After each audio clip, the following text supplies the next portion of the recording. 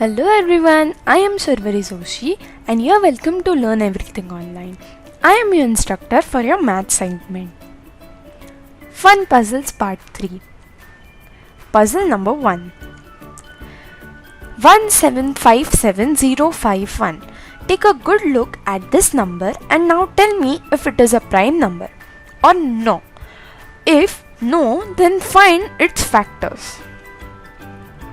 Puzzle number 2. What is the biggest number that can be expressed in 3 figures? Puzzle number 3. We have 100-meter piece of ribbon.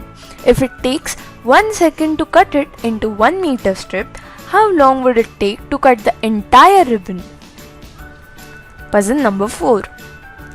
If 6 men can pack 6 packets of candy in 6 minutes, how many men are required to pack 60 packets in 60 minutes? Puzzle number 5. We have an old grandpa clock at home.